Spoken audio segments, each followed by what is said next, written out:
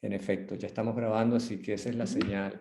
Pues bien, en nombre del Departamento de Roman Studies de la Universidad de Cornell, de la Universidad Complutense de Madrid, de la Facultad de Filosofía y de la revista Trópico Absoluto, les damos la bienvenida a todos y bueno, para esta sesión del día de hoy, la que tenemos como invitado muy especial a un gran académico, viejo amigo mío de Venezuela, Javier Guerrero, a quien va a presentar mi colega y amiga Irina Troconis. Así que doy la palabra a Irina. Bienvenidos a todos y bien, comenzamos.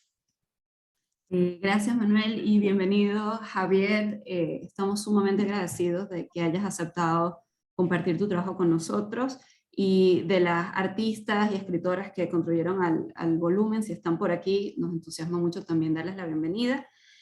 Voy a leer la nota biográfica de Javier y luego pasaremos a su presentación. Javier Guerrero es profesor asociado de estudios latinoamericanos de la Universidad de Princeton y director encargado del programa de estudios latinoamericanos de la misma universidad. Su trabajo propone intersecciones entre la literatura, cultura visual y sexualidad.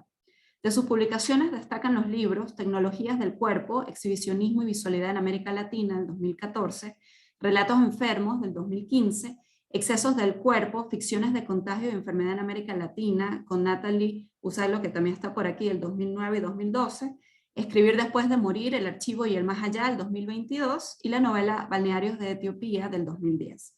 Ha coordinado diversos números especiales en revistas especializadas, entre los cuales pueden nombrarse Biopolíticas de la Visualidad en la Necrópolis Contemporánea, del 2019, y el que nos concierne hoy, País Portátil, Venezuelan Contemporary Literature and Arts, del 2021. También es autor de la antología de ensayos de Diamela El Tip, titulada A Máquina Pinochet y otros ensayos, del 2017, junto con Pedro Meira Monteiro, y del cuaderno del cineasta México-venezolano Mauricio Wallerstein, del 2002.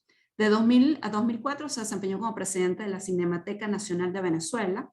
Javier es PhD en Estudios Latinoamericanos de la Universidad de New York y actualmente trabaja en dos nuevos libros: La impertinencia de los ojos, oscuridad, opacidad, ceguera, y Synthetic Skin on Dolls and Miniature Cultures. De nuevo, muchas gracias, Javier, por estar ahí con nosotros, y bueno, tienes la palabra.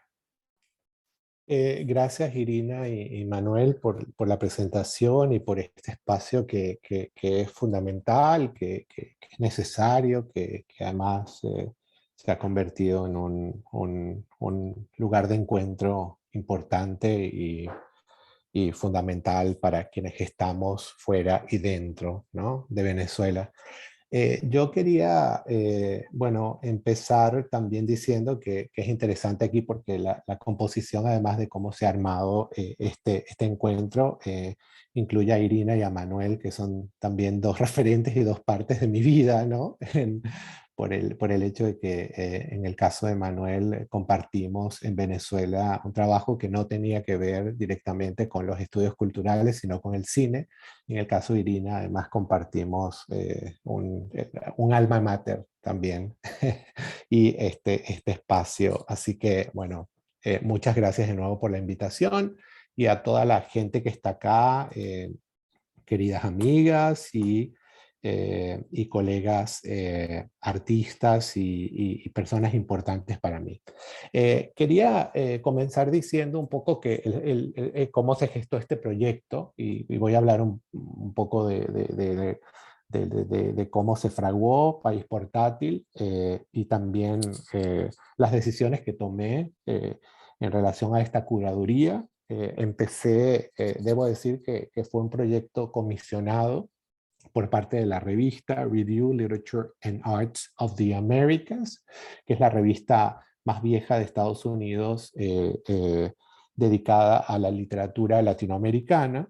La revista ha comenzado hace algún tiempo a publicar monográficos dedicados a las diferentes tradiciones nacionales latinoamericanas y más allá de las el corpus nacional, algunos números temáticos, y Daniel Shapiro, que es el editor y a quien agradezco muchísimo la invitación y el trabajo inmenso que puso para hacer posible este número, pues me llamó, me escribió y me invitó a curar este número, lo cual incluía la posibilidad también de invitar a 19 autoras y a más de 10 traductoras. Eh, y, em, y bueno, para mí constituyó como una felicidad, pero también un gran problema, cómo narrar en un número lo que podría ser toda una tradición en la literatura y las artes contemporáneas. Me pregunté cómo producir, ¿no?, un relato contemporáneo sobre Venezuela, dando cuenta a su vez, ¿no?, de la catástrofe en la que está presente y que cruza el número, pero no reduciendo el relato literario a esta catástrofe. Y eso fue como un gran problema, cómo empezar, porque justamente la convocatoria me dio como me dio la posibilidad de como una especie de lienzo vacío, es decir, podía proponer cualquier relato o un relato sobre la literatura y las artes venezolanas que podían girar hacia tópicos específicos o hacia un mapeo de diferentes líneas. Y yo decidí, por supuesto, no lo decidí, creo que el tema o la condición venezolana, la diáspora, el éxodo, la construcción, la discusión sobre la destrucción, la ruina, fueron temas que obviamente estaban presentes. Y entonces aparecieron allí y también, pero también como que quiénes formarían parte de este relato. Es decir, al principio yo recuerdo que la primera vez, porque además fue una invitación que se hizo mucho antes del comienzo de la pandemia, pensé cómo producir esto, a quién convocar, debía incluir solamente escritores vivos o debería también producir una pequeña historia, teniendo en cuenta además que estamos en Venezuela, creo que es un tema importante, pero es una literatura periférica en la región. Entonces, piensen los monstruos latinoamericanos, ¿no? Piensen Chile, Argentina, México, Colombia, Brasil, ¿no?, que se encontraban también mapeándose. Y me parecía bueno, que tenía que haber un relato legible, un relato que diera cuenta de una especificidad, de una condición novedosa que pudiéramos entregar también a esta colección también de pequeños países portátiles que también había producido la revista. Entonces, por supuesto, la selección, como toda selección antológica, yo creo que forma parte de un lugar común de las antologías, pero que yo debo repetir cada vez que hablo de alguna antología.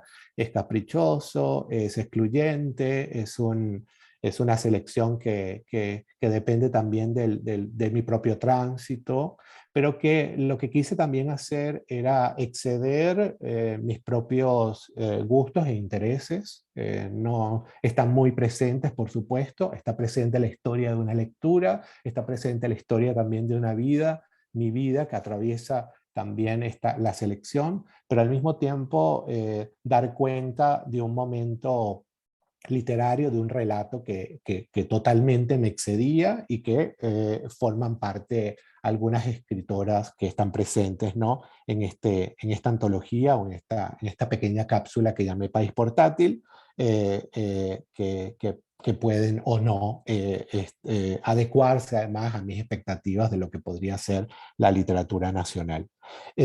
Por supuesto, otro de los problemas fue fundamental, la idea de que además el número está compuesto por un primer dossier de textos académicos, ensayísticos, que funcionaban también para producir como una especie de máquina de inteligibilidad que pudiera hacer legible para un público principalmente extranjero, para un público anglo, lo que podría ser el relato de la literatura y de las artes venezolanas. Y fue un poco azaroso, pero no del todo, el hecho de que todas las personas convocadas para escribir los ensayos académicos estuvieran en el exilio, si siquiera estuvieran fuera de Venezuela. Estoy hablando de cuatro académicas de mucha fuerza y relevancia en Venezuela y sobre Venezuela. Estoy hablando, por supuesto, de Gustavo Guerrero, Raquel Rivas Rojas, Gina Saracheni y Cecilia Fajardo Gil, que fueron a quienes convoqué para producir este discurso. Cecilia ahora se encuentra en Boston, pero ha pasado como una vida afuera.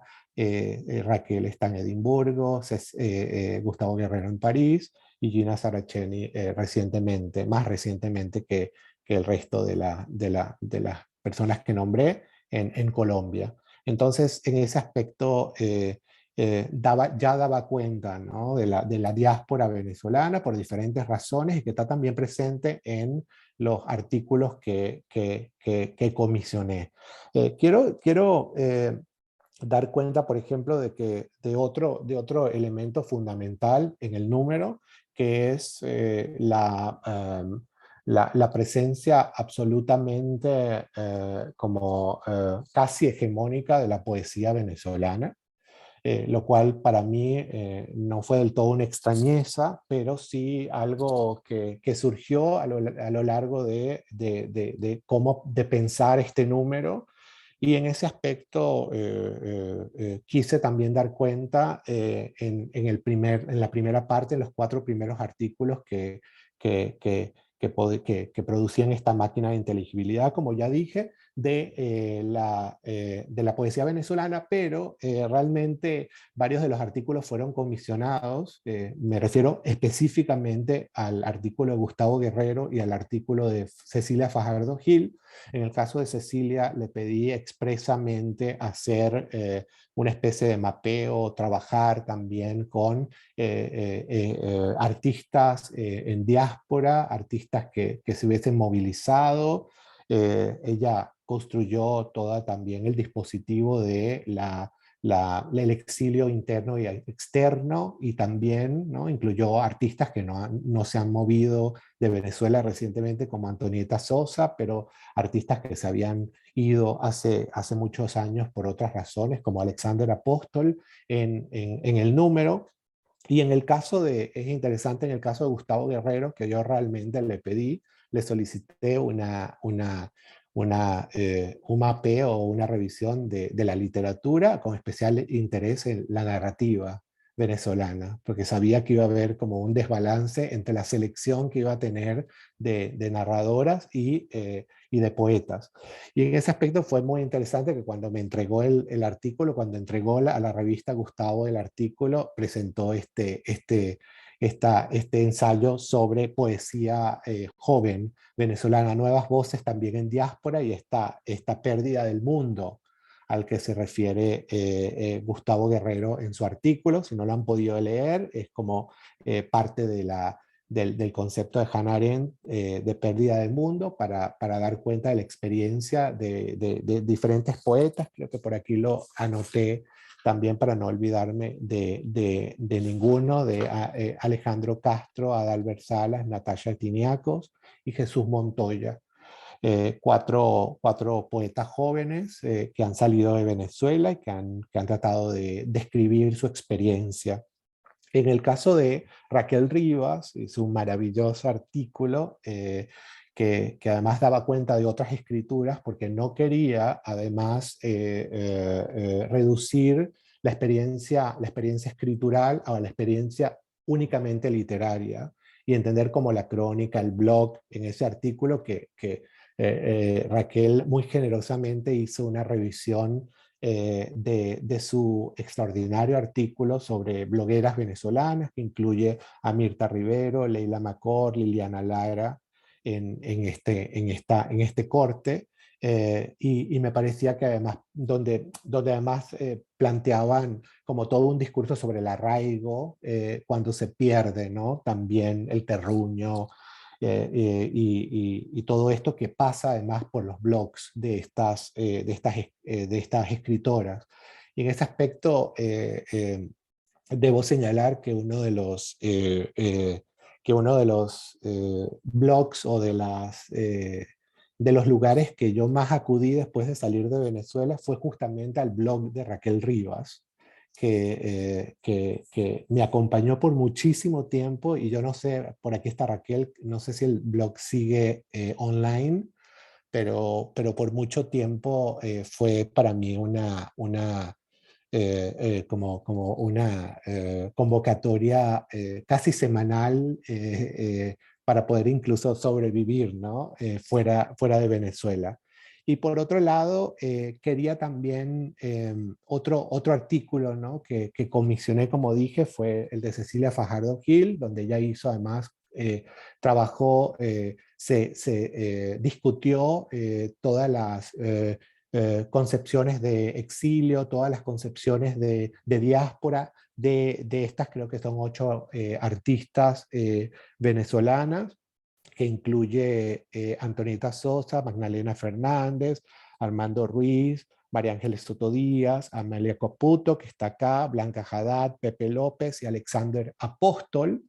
Y en ese aspecto debo decir que es el artículo más leído de la revista, porque además trata de muchas artistas que no han sido revisadas con el interés que le pone Cecilia en otras latitudes, y me parece que en ese aspecto Cecilia capta el, el, el, el momento de la diáspora artística, ¿no? que estamos viviendo. Y para finalizar, el trabajo de Gina Saraceni, que es interesante porque también era, como el de Raquel Rivas, un artículo que ya existía y que Gina hace una revisión para mi número, y está centrada porque no quería únicamente proponer un mapeo de diferentes experiencias escriturales o diferentes experiencias estéticas, sino que también quería dar cuenta de la figura de autorías, las autorías totalmente con una larga tradición en Venezuela, y en este caso le pedí que trabajara sobre la gran poeta venezolana Yolanda Pantin. Entonces, a partir de allí también quise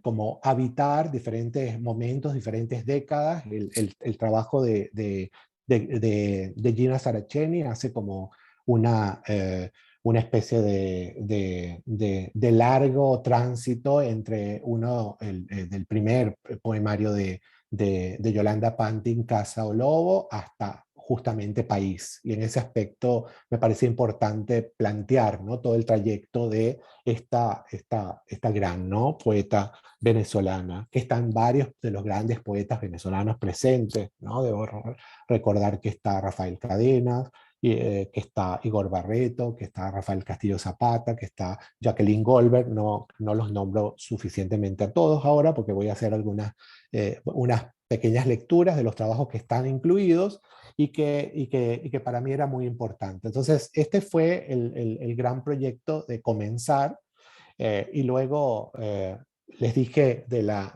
importancia de la presencia totalmente contundente de la poesía venezolana en el número. Por supuesto, como les dije también, hubo poetas y escritores que dejamos, que no incluí, y debo nombrar algunos de ellos acá, pero no es para nada de manera, no es exhaustiva esta lista.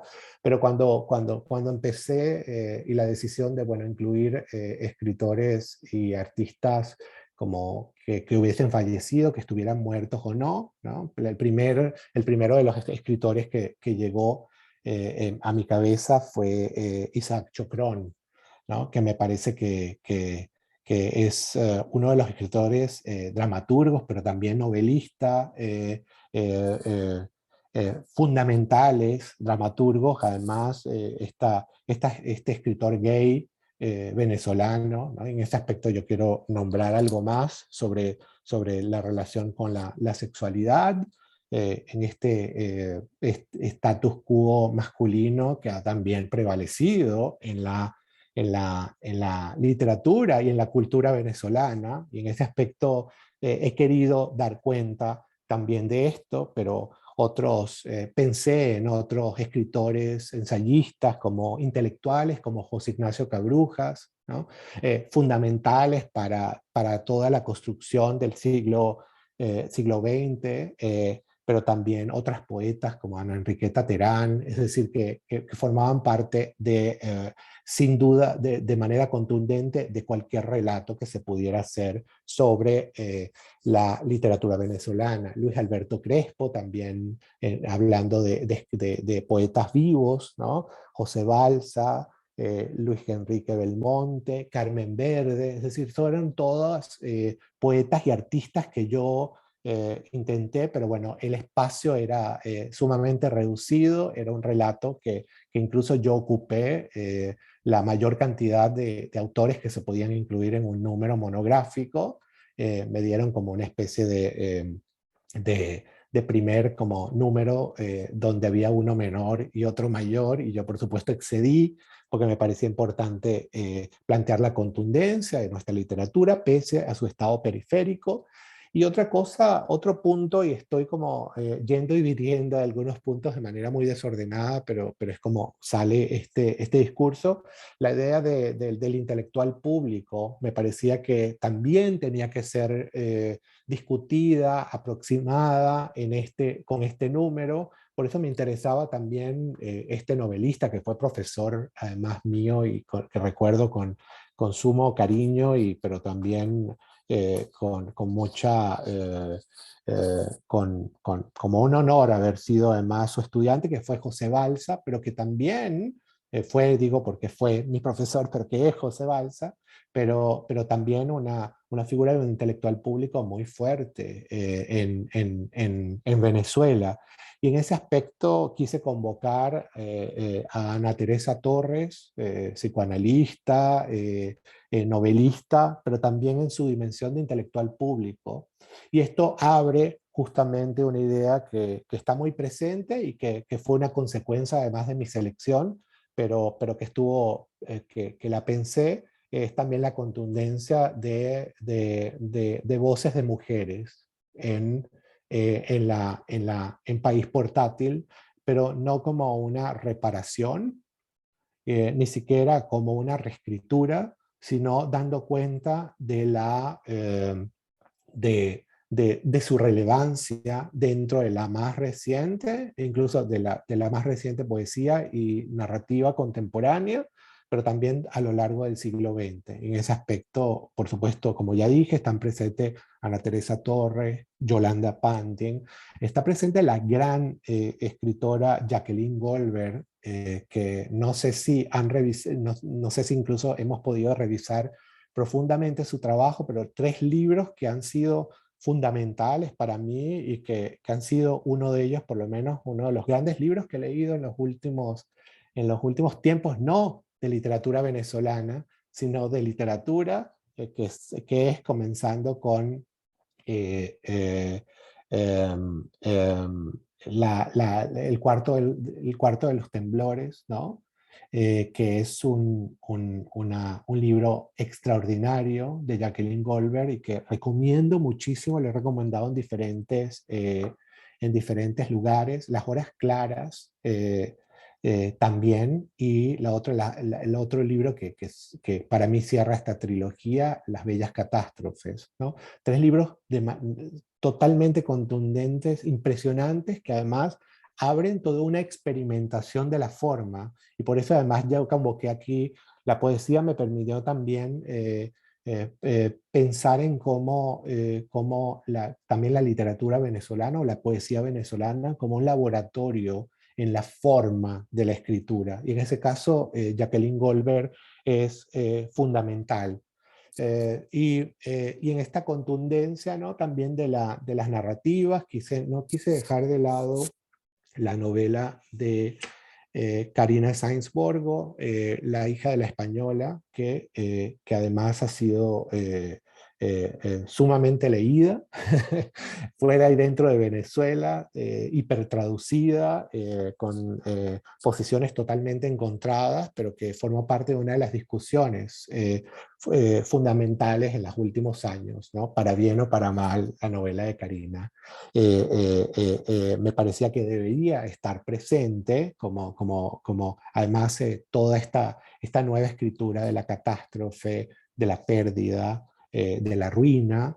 En ese aspecto quise hacer un gesto también interesante a partir de las diferentes comunicaciones que existen entre escritura y ensayística, la academia, pensando además que muchas de las escritoras que incluí en el número han sido profesoras, han sido intelectuales públicas, han sido académicas. Me refiero, por ejemplo, al extraordinario trabajo de Rafael Castillo Zapata, los poemas justamente de Árbol que crece torcido, o el caso el gesto que quise hacer fue el caso de Gina Saraceni, ¿no? Que está presente en ambos lados de la, del número, con su lectura fundamental sobre Yolanda Panding, pero también con un poema de Casa de Pizarro, que además da cuenta del lugar también desde donde se publica, que es Nueva York, donde se publica esta revista. Entonces, esa fue como una lectura fundamental que quise hacer, y en ese aspecto, en el último aspecto referido a la presencia de Gina y a la presencia de intelectuales y también escritoras, ¿no? Dar cuenta de esto que fractura las fronteras, no solamente de los géneros, sino también las fronteras nacionales en los que se escribe este país portátil. Otras narradoras que están presentes en el número, sin duda Alberto Barrera Tisca, que además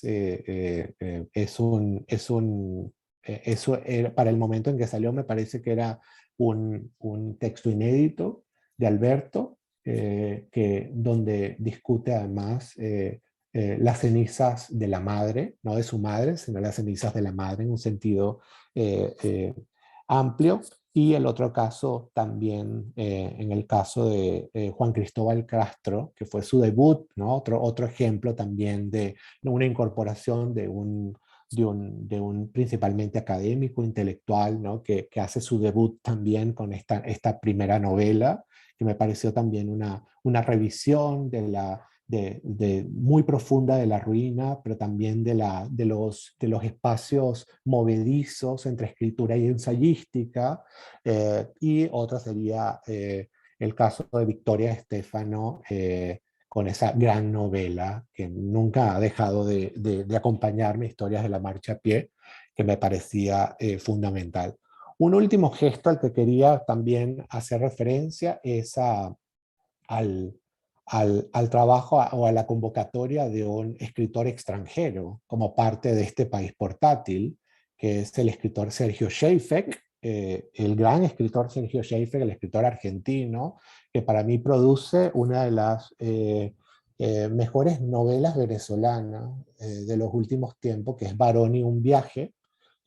Recomiendo esta novela donde aparece o hay un referente fundamental que no es del todo protagónico, pero que es Rafaela Baroni, la artista que recientemente, hace algunos años me parece, murió, la artista venezolana, y al principio pensé además traer un fragmento de Baroni, un viaje, que es la novela de Sergio Schaeffek, pero finalmente decidí publicar un ensayo que espero aparezca además bueno, próximamente, ahorita voy a anunciar otra cosa, pero que es justamente una discusión sobre la ruina, sobre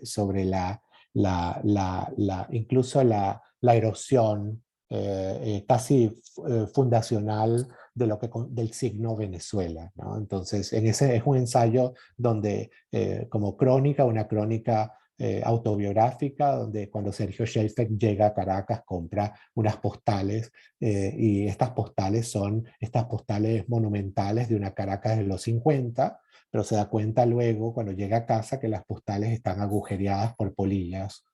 Entonces, la crónica trata además de lo que lo titula el retorno de lo idílico, entendiendo que lo más verdadero de estas postales eran justamente su propia erosión, ¿no? Los propios conductos, los propios orificios que estaban inscritos en el paisaje venezolano.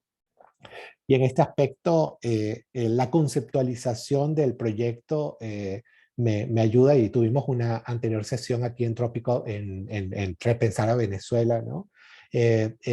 Con Rafael Sánchez, y me parece que todo el discurso, toda la discusión sobre que trae Rafael Sánchez sobre la monumentalización de la voluntad popular, el gobernar la inestabilidad también de lo que constituye Venezuela, entrando en la fundación de la República, yéndose justamente al siglo XIX y entendiendo, ¿no? Este frenético baile de los jacobinos para tratar también de capturar un gentilicio totalmente incapturable, ¿no?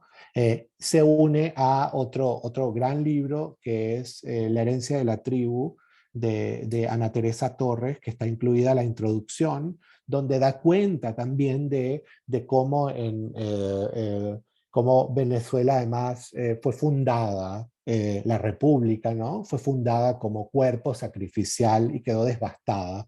Entonces, en ese aspecto me permitió producir un relato que excediera, que tuviera en cuenta el momento político, el momento catastrófico que inaugura también el nuevo milenio, pero que donde está presente absolutamente una condición estructural, una condición fundacional, donde la ruina, la desmemoria, la casa derribada están presentes previamente, ¿no? a la inauguración del milenio, incluso a la hiperpresencia de los estudios venezolanos de la figura de manera eh, comprensible, de la figura de Hugo Chávez y de la revolución bolivariana. Entonces, en ese aspecto me permitió entender y me permitió proponer cómo esta condición que hemos discutido tanto antecede, es anticipada de manera importante en la propia fundación de la nación. Y, y eso me permitió también proponer algunas lecturas, ¿no? Está en este número, estoy dejando algunas personas fuera, pero está presente también un texto fabuloso de Slavko Zubčík, que se llama, un relato que se llama Médicos Taxistas, pero también está presente, estoy buscando justamente el título, está presente, se me va ahora, sí, La boda de Patricia Guzmán, donde hay también como una discusión que excede las líneas fundamentales de la poesía venezolana, y discute además con la poesía de Vallejo o la de San Juan de la Cruz, esta rarísima también incursión de Patricia Guzmán en el imaginario venezolano. Entonces, quise dar cuenta de todo esto. Quiero solamente ahora, para terminar la presentación, colocar algo, creo que me he extendido un poco, pero colocar un par de cosas. Voy a compartir con ustedes una presentación, y aquí está como, oh no, perdón, voy de nuevo porque no hice algo que tengo que hacer, perdonen. Ya, ahora sí. Y aquí está el trabajo del gran artista Alexander Apostol, ¿no? Dramatis Persona, Régimen Dramatis Persona, que da cuenta de los diferentes tipos de la venezolanidad a partir también de cuerpos trans. Es un trabajo que hizo Apóstol, ¿no? Aquí coloqué dos, la reina de belleza que no conoce otra historia, y el estudiante, el opositor, me parece, no leo ahora, pero creo que es el opositor torturado. Y quería solamente dar cuenta de dos cositas más para cerrar y de pronto comenzar la discusión. Hay una intelectual argentina que vivió en los 70 en Venezuela y que trabajó por lo menos durante 5 años en una recopilación de toda de una colección de joropos y de corridos y de música venezolana, muy impresionante. Existe un archivo de ella, y ella trabajó en Venezuela en los 70 y quería traer además esta es otra fotografía, esta no es en Venezuela, pero me parece que es en Brasil esta fotografía, pero forma parte del archivo que está depositado en la Biblioteca Nacional. Esta persona es la famosa intelectual feminista Rita Segato, que estuvo en Venezuela 5 años y quiero compartir un pequeño trozo de una grabación que forma parte de su archivo.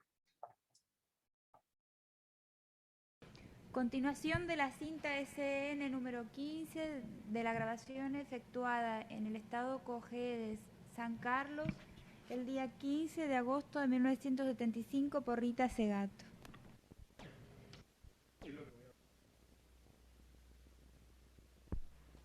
¿Qué es lo que va a cantar ahora? Lo que pasa en Venezuela. ¿Lo que pasa en Venezuela ahora o...? En este momento estamos. En este momento de hoy. ¿Quién lo compuso esto que usted va...? Esto es hecho mío. ¿Cuánto hace que lo hizo? Esto hace como 2 años. ¿Ustedes lo escucharon alguna vez? No lo he oído. Yo soy un poco... Tímido. Ellos son compañeros de música mío y bastante que él toca con el hijo mayor mío y yo no me atravieso. Pues, ellos me llaman. Cuando me llaman voy. Y bueno, ¿y con qué joropo usted lo va a acompañar? Bueno, usted dice que repitamos el pajarillo otra vez o le ponemos otra música. No, con el mismo pajarillo serreño entonces. Bueno, cuando quiera.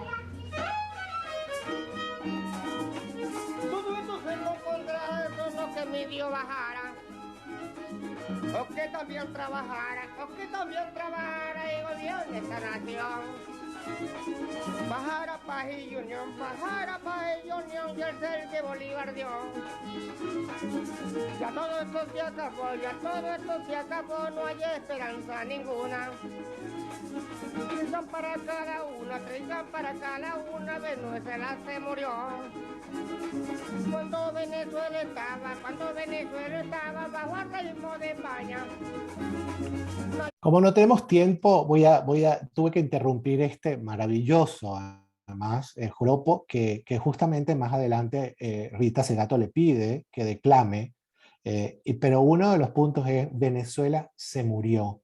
Estamos hablando del corazón de lo que ha sido además la década aparentemente del esplendor, ¿no? Cuando Rita además graba esto en Cojedes, y ya este campesino que ha compuesto este joropo habla de Venezuela se murió. Entonces aquí le pide Rita que, voy a ver si logro, este es el final. Interesado para nuestra independencia.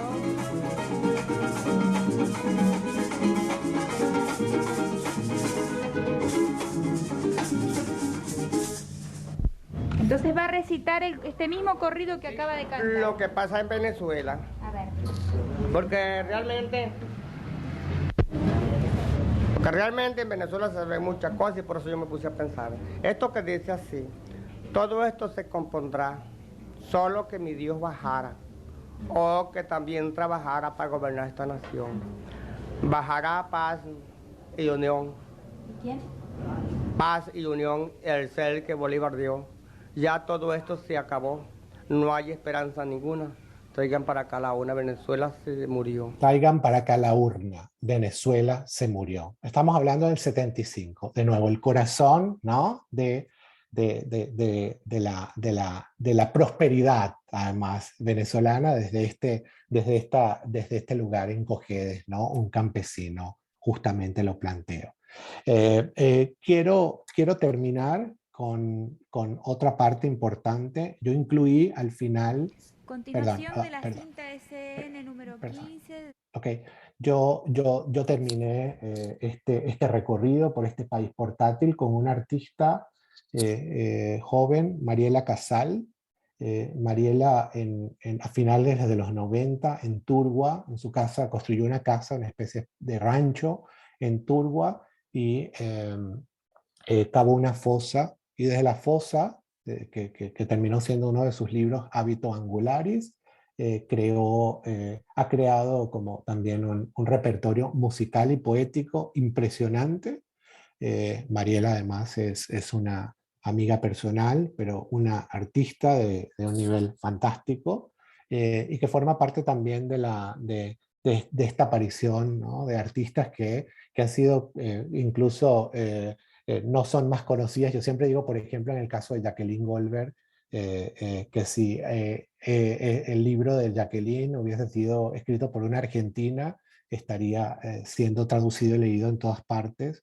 El caso de Mariela Casal es un caso muy parecido, pero es muy interesante que quise incluir también parte del cancionero de Mariela Casal traducido, para dar cuenta también de un más amplio espectro de la producción artística venezolana. Voy a cerrar con esta canción de Mariela.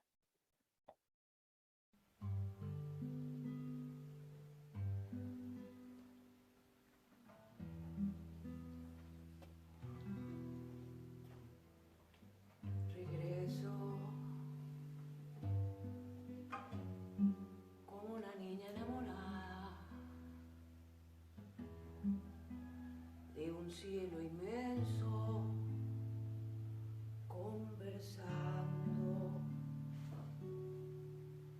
regreso, tras señales en el fuego, del hogar inquebrantable, de la luz, regreso. Casi tarde del camino que profeso, sin atajos se llega lejos, y quiero mariposas en los ojos de mis hijos, parpadeando quiero replegar el hotel del mundo en la casa esencial donde la llave es amar, a la casa esencial regreso.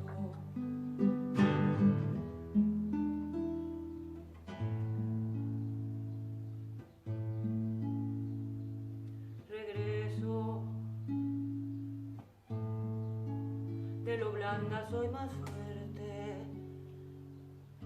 de querer amor lo espero, paciente, regreso, de perder yo sé de estrella, en lo más oscuro basta su presencia, y quiero tejiendo armonías en tus labios, del amor sus labios, y quiero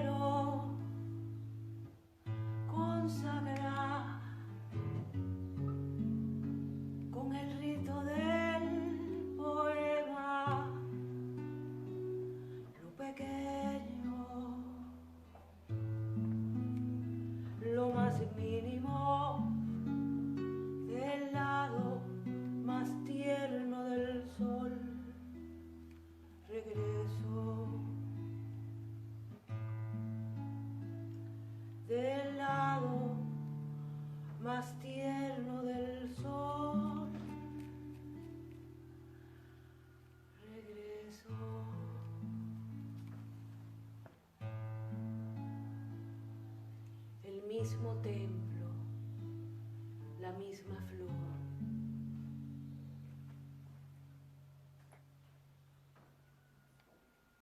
Voilà. Muchísimas gracias, Javier, por esa presentación y por ese recorrido.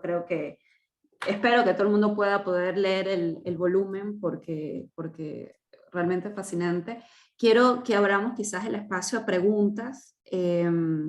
Como siempre, pueden levantar la mano virtual o pueden colocarlo en el chat en cualquier momento.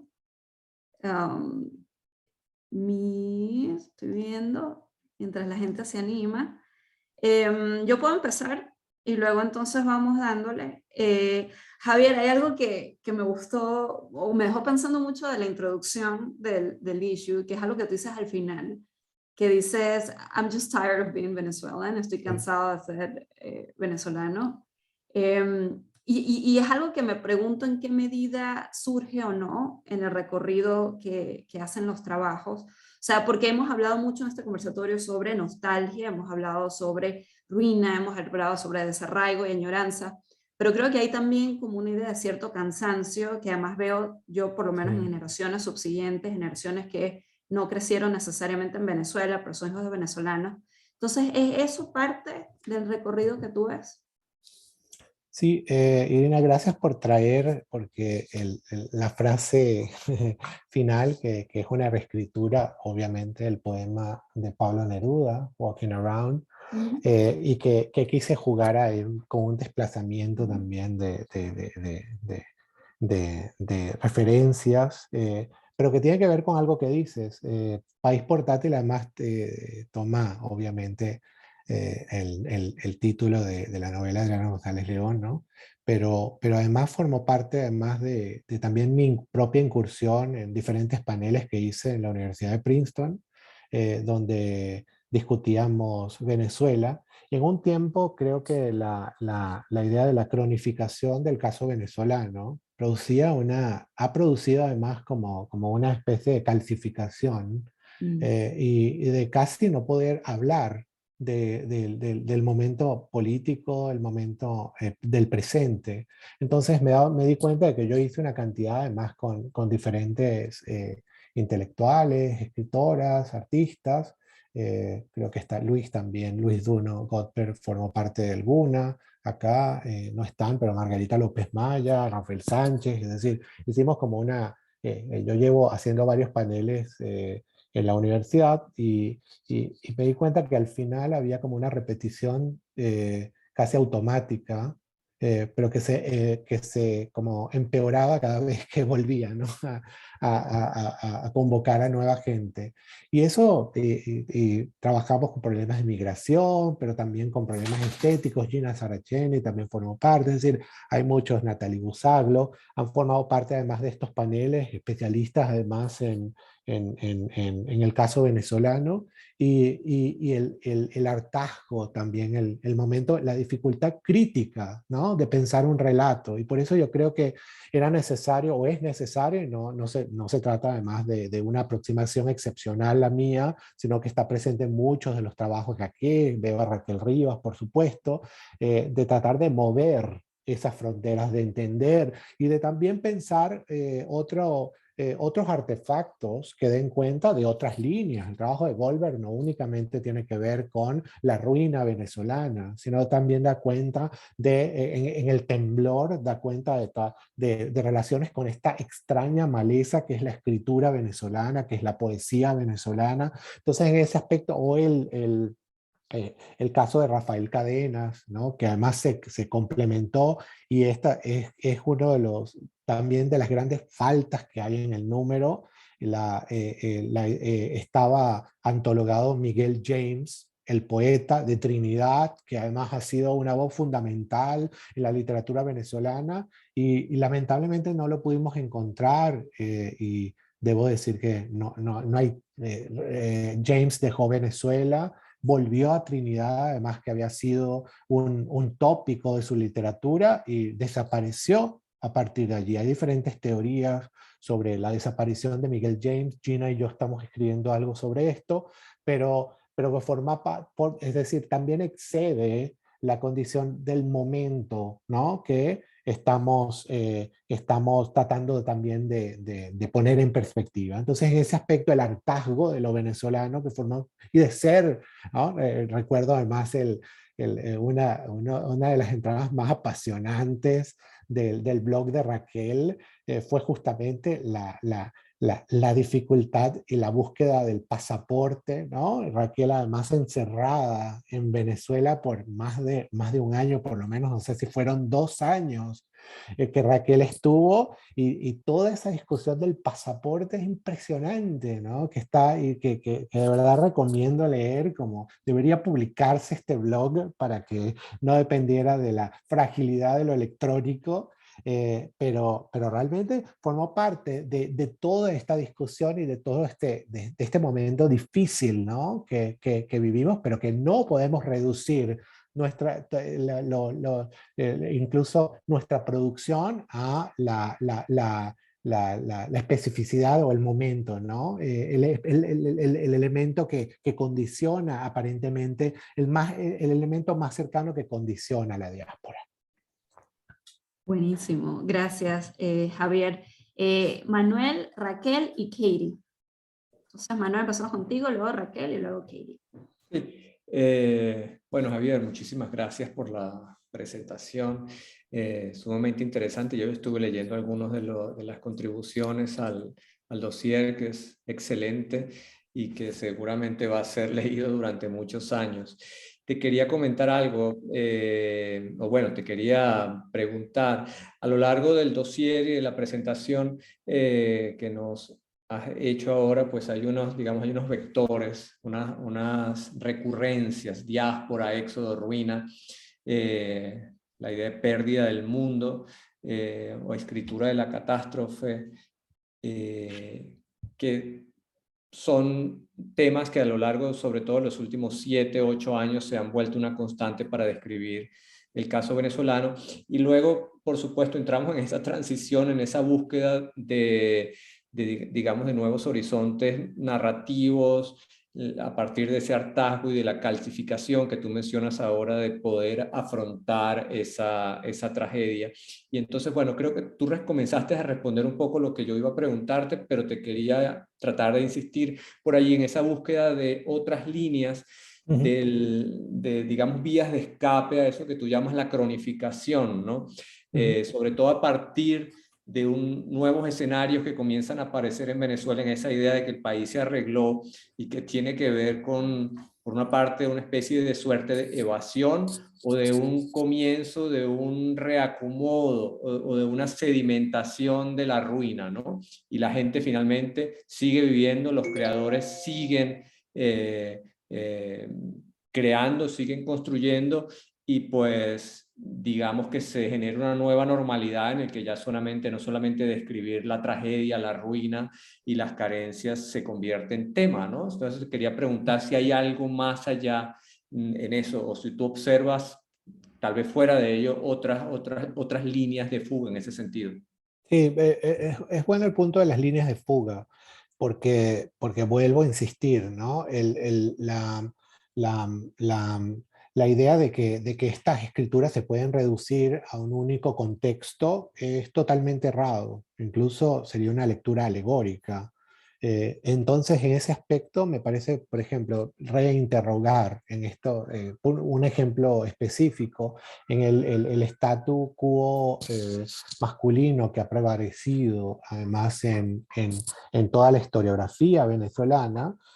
Repensar, y es algo que no solamente, vuelvo a decir, nada de lo que estoy haciendo aquí es como excepcional, se trata de líneas que he recogido, de trabajos que se están haciendo actualmente. En ese aspecto quise también mostrar lo que hace Gina, por ejemplo, con La casa en ruina de Yolanda Pantin, que da cuenta, ¿no? de esta figura que va más allá del momento político, ¿no? De la revolución bolivariana, o en el caso de Rafael Castillo Zapata, ¿no? Todo este libro, además, que ha sido leído con otro signo, pero que pudiera abrirse, ¿no? También a la incorporación de otras líneas, de otros problemas, de otras ideas que son caras que están presentes, que son fundantes también de nuestra literatura, ¿no? Es decir, pensando que es impensable decir la escritora lesbiana Teresa de la Parra en Venezuela, ¿no? O hablar del escritor gay Rafael Castillo Zapata, ¿no? Que forma parte, está muy marcado en toda su producción, Isaac Chocrón. Existe una proliferación también de sexualidades muy presentes en nuestra contemporaneidad, que son totalmente ilegibles. Y esa ilegibilidad, que me parece que es también lo que está planteando Manuel, constituye también una cerrazón y ayuda a la calificación de ciertas líneas como importantísimas en la poesía, por ejemplo en las artes venezolanas, en la idea de la hegemonía del paisaje, es decir, todas estas líneas y estos tópicos importantísimos, pero que también merecen otro espacio, otras posibilidades y otras líneas de pensar nuestros trabajos y nuestras producciones.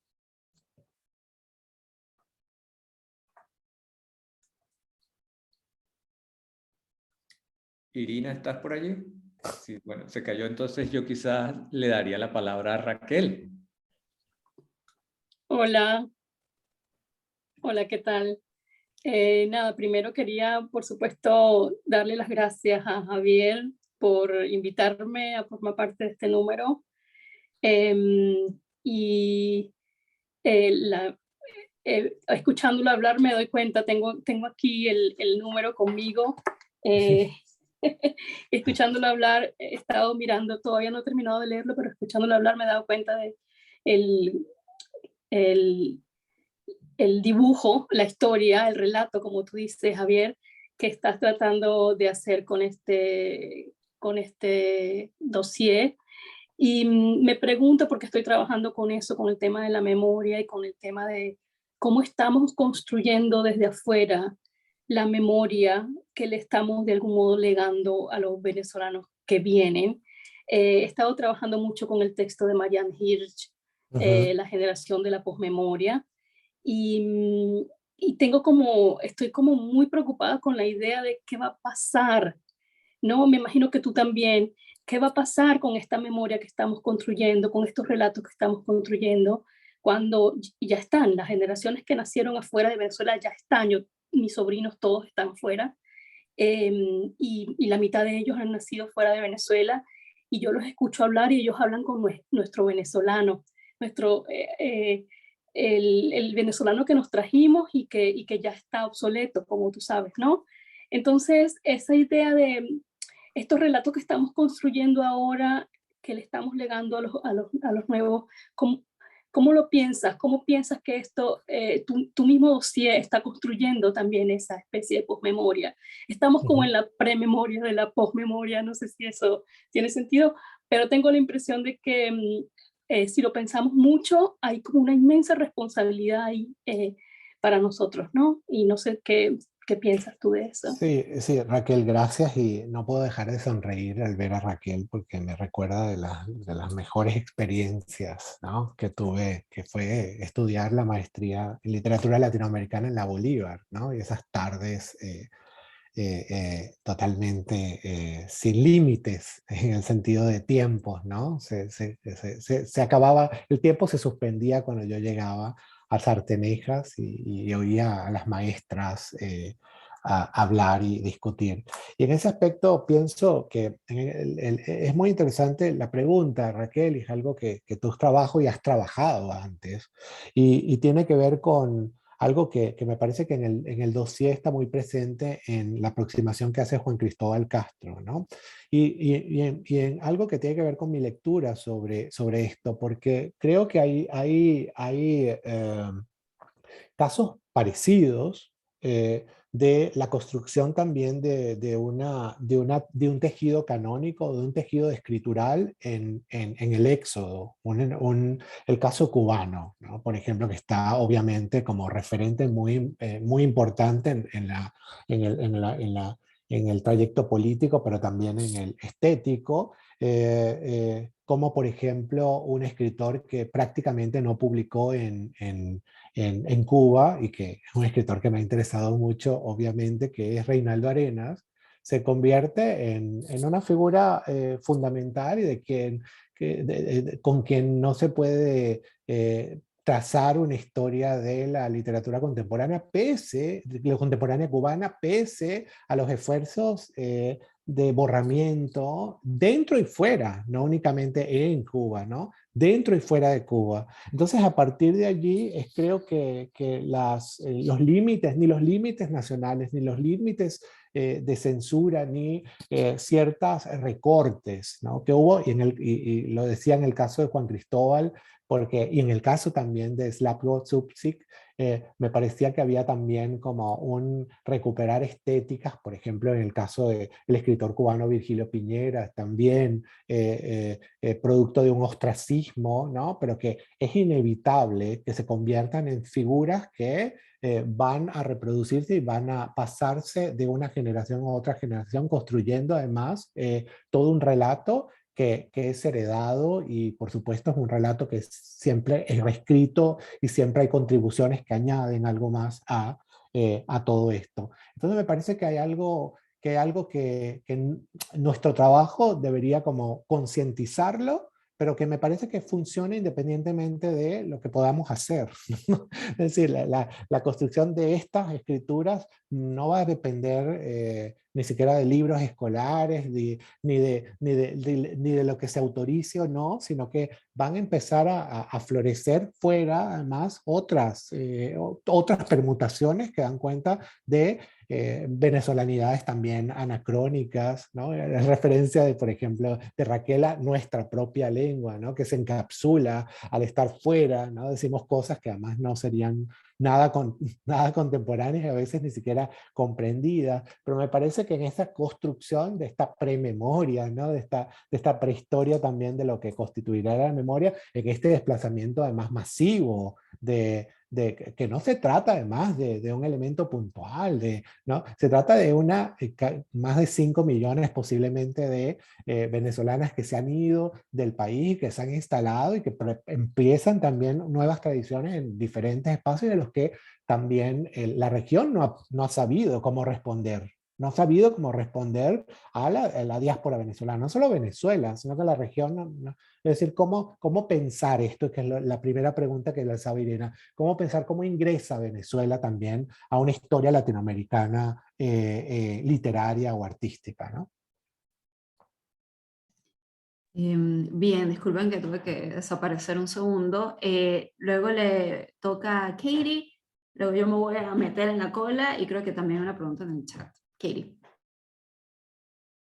Gracias y gracias Javier por este recurso tan útil y mis estudiantes lo van a agradecer mucho también, sobre todo que ahora pueden leerlo en inglés.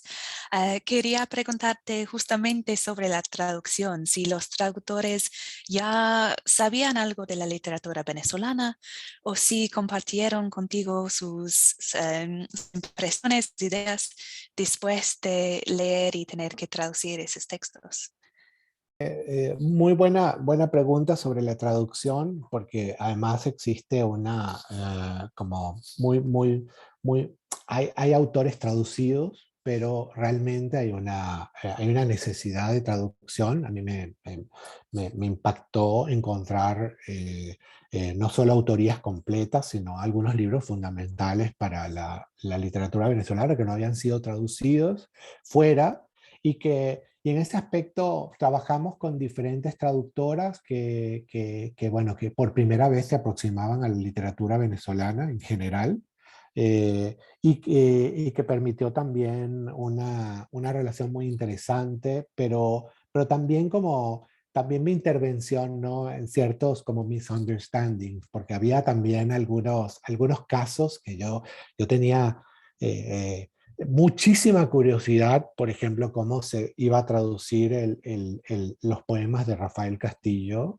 Zapata, pero también otros casos como el de Igor Barreto, eran para mí como casos que yo esperaba ver cómo funcionaba el artefacto y cómo funcionaba todo este trabajo. Y hubo alguna intervención mía muy como dando cuenta también de algunos misunderstandings que se producen en las traducciones, pero en general creo que había vasos comunicantes también con otras literaturas, como decía antes, en el caso de Raquel, y había un habla, el caso de Rafael Castillo me parecía muy interesante porque hay un habla muy venezolana en estos poemas, que es muy rara en también la tradición literaria y lírica venezolana, que se ha acoplado a toda una lengua que podría decir como panamericana, ¿no? No quisiera generalizar, pero estoy dando cuenta de esto, ¿no?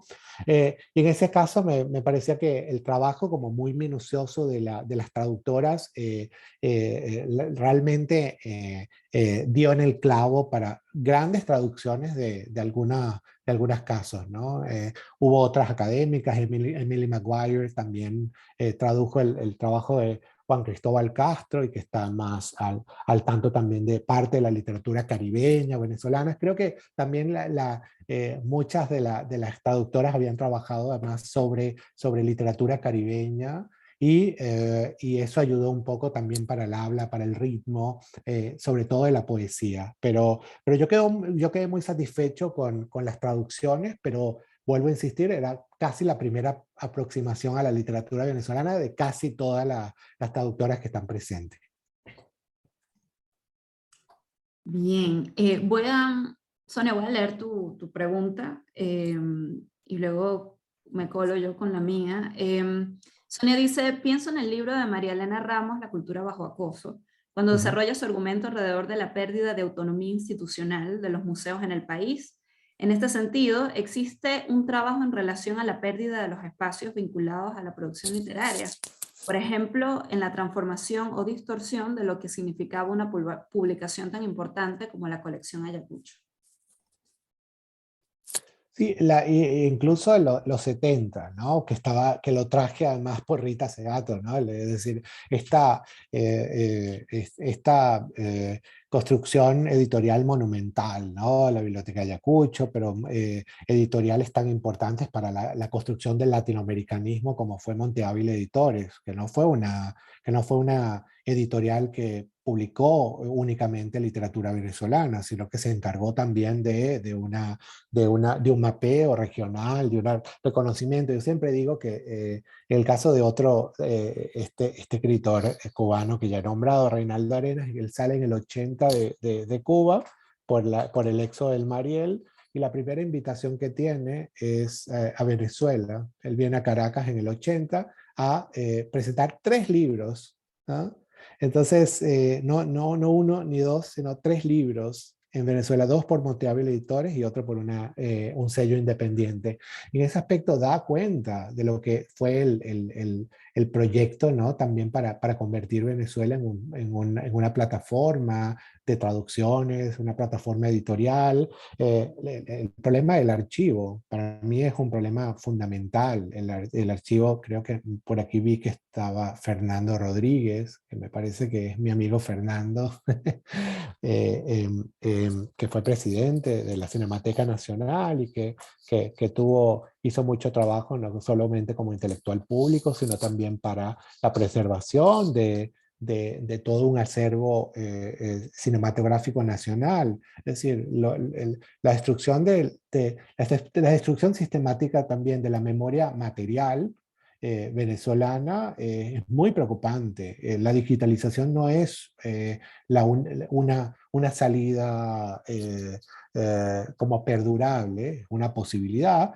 pero la destrucción material de los archivos forma parte de una gran preocupación, pero que no va a detener también la producción de toda una memoria cultural. Es decir, debe preocuparnos, debemos trabajar, pero la memoria cultural se produce independientemente de la destrucción continuada y además ya de la desesperanza absoluta de lo que podría ser el regreso a Venezuela de mucha parte de la diáspora, pero también las propias vidas, ¿no? Atrapadas en también la dolarización de Venezuela, que es un escándalo, ¿no? En este momento, la hiperinflación que ya ni siquiera se convierte en un caso de estudio, porque es un caso casi imposible de pensar, y allí yo creo que estos dispositivos literarios, estos dispositivos estéticos, forman parte para recuperar, ¿no? Son también dispositivos memoriales, independientemente de la destrucción a la que habla, a la que se refiere Ramos, ¿no? María Elena Ramos en su libro. Bien, estoy viendo manitos. Mientras hay más manitos, Javier, a mí el joropo que pusiste, y obviamente no lo podemos escuchar todo, pero si se puede compartir, me encantaría por lo menos tenerlo. Me llama mucho la atención, no solo por dónde está, que es Cojedes, que hasta cierto punto me parece que hay, desordena un poco una geografía venezolana que es muy caraqueña, o se centra mucho en la capital. Sí. Pero también esto de que Venezuela murió y está la urna, a mí me llama mucho la atención, digamos, esta parte del cuerpo que aparece en el issue, pero esta idea de la relación con el cuerpo muerto, o el país como cuerpo muerto. ¿Qué ofrece o qué abre eso en el contexto de una temporalidad que, como tú planteas, trata también de resistir el presentismo de que, bueno, esto empezó hace 20 años y ahora estamos aquí? O sea, joropos como este nos regresan a la historia para desmontarla, y además para desmontarla desde estos sitios so-called periféricos. Entonces quería ver si quizás puedes compartir un poco sobre eso, porque sí, yo creo que ahí das en el punto, y quiero también como responder acerca de la condición como hegemónica de Caracas, incluso en esta antología. No quiero evadirla, porque a pesar de que hay alguna parte, las escritoras vienen de diferentes regiones del país, el caso de Jacqueline Goldberg, desde Maracaibo, el caso de Rafael Cadenas desde Barquisimeto, es decir, no son pocas las que el caso de Igor Barreto, ¿no? que ha reescrito La Gallera, ¿no? que ha reescrito también estos espacios además totalmente inimaginables, la Annapurna, ¿no? fuera de Venezuela, es decir, toda esa línea que me parece muy importante. Aparentemente todas estas narrativas, todas estas estéticas, muchas de estas estéticas pasan por Caracas, ¿no?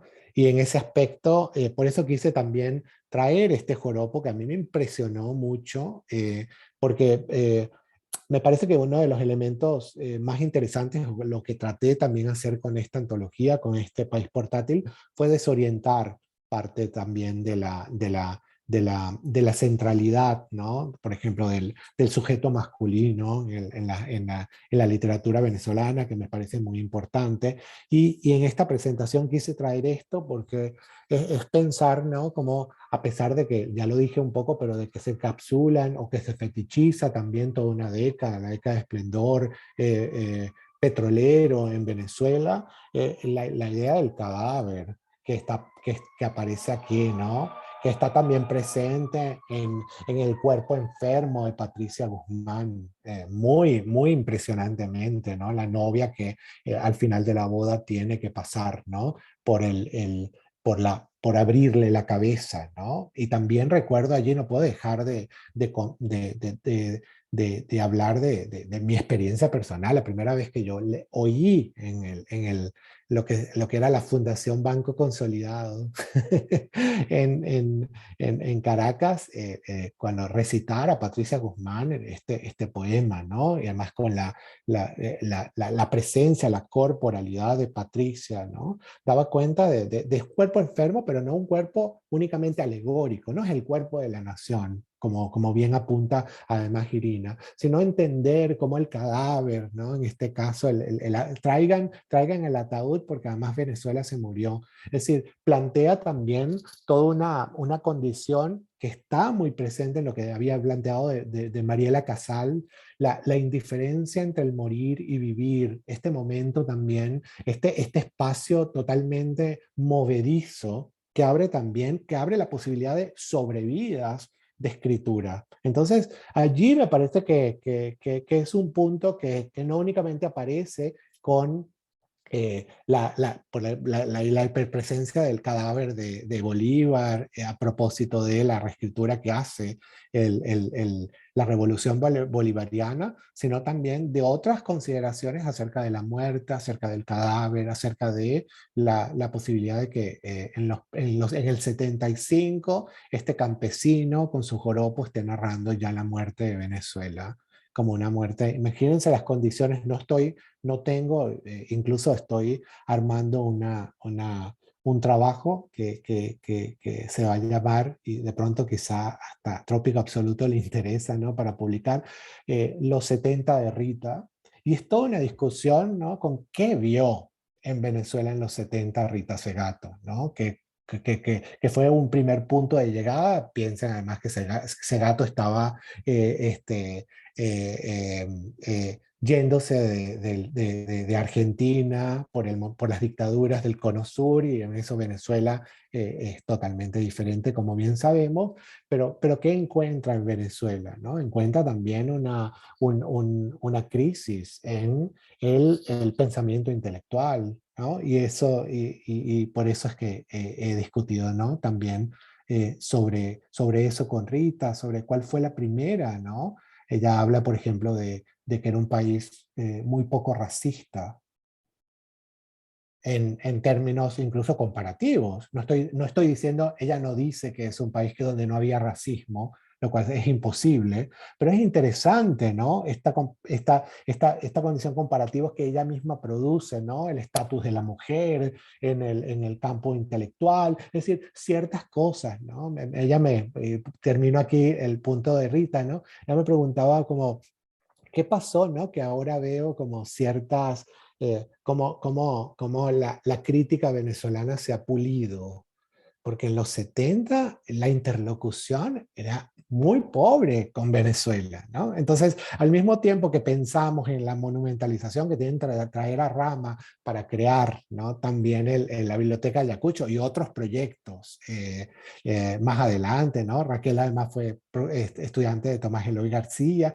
es decir, hay diferentes figuras que vienen también a componer nuestro tejido crítico, pero Tomás Eloy Martínez, dije mal, me quedé pensando, perdón, nuestro tejido crítico, pero que hablan también de ciertas complejidades en nuestro campo. Sí, yo de hecho aprecio mucho que lo hayas traído, porque siempre me ha dado como la ansiedad de que la historia nacional se ha contado diferente desde hace mucho tiempo, y ha sido cuestión de simplemente escuchar otras cosas y abrirlo lo suficiente como para tensar la espectralidad de esta figura patriarcal que recurre, y que creo que tú has hecho un trabajo genial en desmontarlo. No sé si hay más preguntas, igual no da. Amalia, sí. Hola, bueno, muchas gracias por estas jornadas que están haciendo tan interesantes. Las que no he visto en vivo me las estoy mirando en diferido. A mí, uno de los cuestionamientos que me hago, estando fuera de Venezuela desde hace tanto tiempo como artista plástica también, y he escrito mucho sobre artistas venezolanos, etcétera, es cómo construiremos o cómo podemos mirar a esta nueva historia que se está sucediendo cada día, ¿no? Y que está tan polarizada en el sentido de que no vamos a poder descartar los que estamos fuera de los que estamos dentro, hacer como esta suerte de cruce o borramiento de fronteras, porque todos nos consideramos igual venezolanos aunque no estemos, esa supuesta separación también de nosotros y ellos, los del régimen, y todo el aparato de construcción crítico, que además lo vemos con bastante sorpresa, cualquier tipo dentro del arte, de la literatura, la poesía, etcétera, del régimen, es como algo, bueno, que cómo vamos a poder abarcarlo, englobarlo, de alguna forma tratar de estudiarlo siquiera, porque por ejemplo,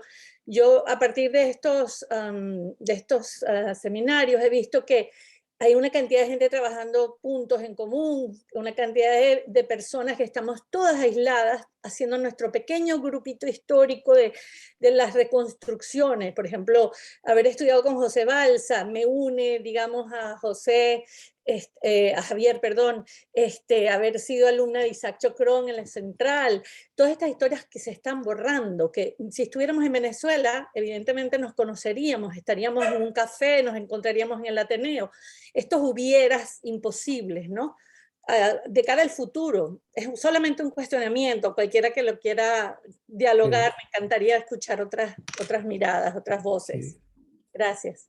Sí, además, como volviendo a la pregunta de Raquel, también hay un trabajo de Amalia, Memorias del Olvido, ¿no? Que es muy lindo, que sirve además como un dispositivo para producir además otras cosas, las memorias del olvido, que parece un oximorónico, porque justamente la memoria cancelaría el olvido, ¿no? y la borradura. En ese aspecto, a mí lo que más interesado es, creo que es necesario espacios como estos dedicados a la cultura venezolana, pero también abrir las posibilidades, no únicamente en términos comparativos, sino de pensar cómo Venezuela, como ciertas trayectorias venezolanas también son equiparables a otros espacios, donde también se ha negociado la memoria, pienso, y en eso el guiño que quise hacer con Pablo Neruda, también yo he encontrado en mi interés profundo en la cultura chilena, no únicamente que Chile y Venezuela estén relacionados por Andrés Bello, sino también encontrar ciertos hilos comunicativos, ¿no? que pasan también por una diáspora, la idea del exilio chileno o el exilio argentino o la diáspora colombiana en Venezuela, y también no pensarlo como únicamente como una excepción. Ayer, en estos días vino a Princeton una profesora de Northwestern University, Alejandro Lenghi, y estuvo también Cecilia Fajardo Gil en la discusión, y ella planteaba un poco el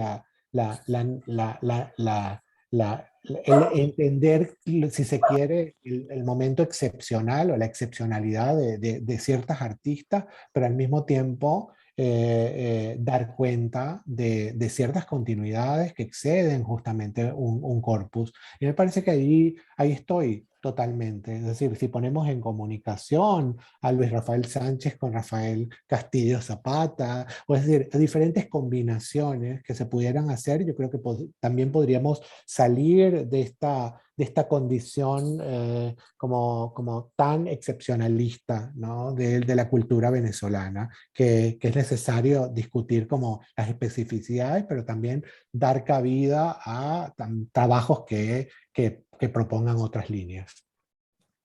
Bien, gracias Javier y gracias Amalia. Ya anoté el trabajito para chequearlo.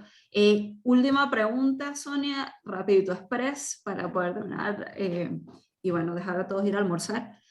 Sonia. Es que precisamente con respecto al audio que compartió, que fue hecho por Rita Segato en ese momento histórico del país, en lo que pienso, y que también es en parte lo que ha desarrollado Rita Segato como académica, es precisamente develar esa matriz colonial en la que se funda una idea de modernidad, en donde se establecen jerarquizaciones con respecto a lo que se consideran vidas desechables o no. Y ciertamente la fundación de Venezuela fue en una idea de progreso que está definida por un sacrificio de poblaciones y de territorios en pro de un extractivismo. Y eso es lo importante que hay que señalar, que en todo caso lo que está reflejando esta generación de diáspora es la desilusión por una promesa que no se cumplió, pero una promesa que se basa en el sacrificio de mucha gente. Porque si se piensa en lo que realmente cuesta un barril de petróleo, no es tanto los costos, sino los costos humanos, los costos en cuanto a No sé, pienso en el lago de Maracaibo, yo que soy del lago de Maracaibo, el lago de Maracaibo, un agua dulce que se perdió con torres petroleras y niños que nacen sin cerebro, en fin. Entonces, no sé qué tanto esta literatura también se está cuestionando a sí misma en relación a esto. O sea, porque ese es el punto, creo yo. Sí, Sonia, y además, además yo soy caraqueño, pero mi familia es de Maracaibo. Y yo, entonces, en mí hay un paisaje maravino, que no maracucho, maravino que forma parte de mi propia persona. Y en ese aspecto me parece que, por ejemplo, pensar también la tragedia colombiana, ¿no? Del siglo XX, tan compleja y donde además se supone que pasan página y sabemos que la página está menos que pasada y las relaciones también muy complejas entre Colombia y Venezuela, la península Guajira, es decir, cuando hablas así de lo que Rita, por ejemplo, vio en los 70, que a mí me interesa muchísimo, porque además puede ver algo que puede... por eso quise traer este audio para también que puede además contradecir nuestra propia, incluso memoria de lo que fue la historia reciente, contemporánea. Es decir, creo que en ese aspecto, esos son dar cuenta, ¿no? Del sacrificio de vidas que forma parte además también de una historia que va más allá de nuestra frontera, ¿no? El caso chileno es terrible, ¿no? Pero también dar cuenta no solamente de cosas que continúan del otro lado, sino por ejemplo cuando en estos días estábamos discutiendo toda la insurrección en Chile a propósito de la histórica elección de Boric en Chile, al mismo tiempo darnos cuenta de cómo otros episodios como el Caracazo, que es totalmente ilegible para la región y que es fundamental para entender, ¿no? También los comportamientos de situaciones que van, por ejemplo, toda la crisis del 2001, del 2000 y 2001 en Argentina, ¿no?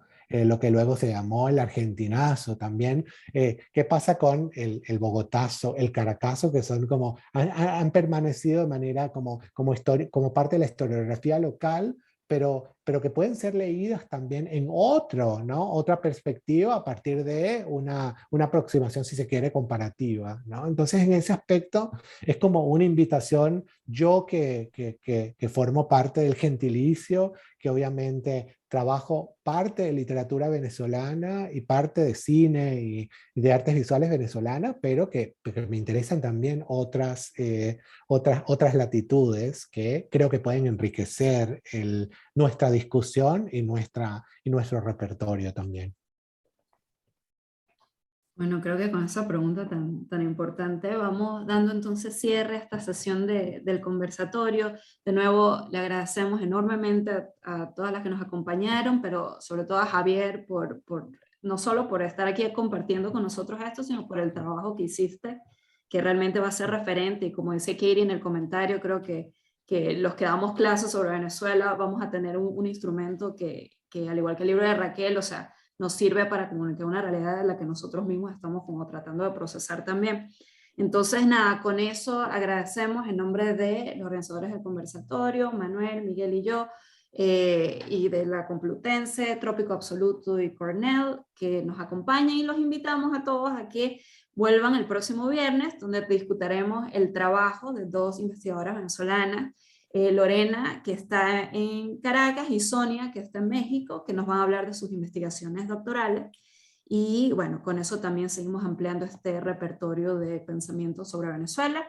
Va a ser a las 12, misma hora, mismo canal. Y bueno, nuevamente muchas gracias. Manuel, no sé si se me fue algo o estamos...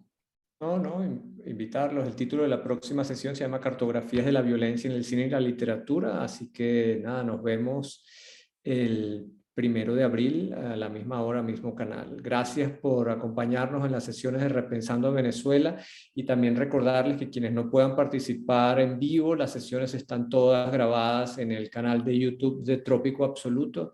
Así que, bueno, ayúdenos también a compartir y a difundir todo este esfuerzo para que pueda llegar a más gente, ¿no?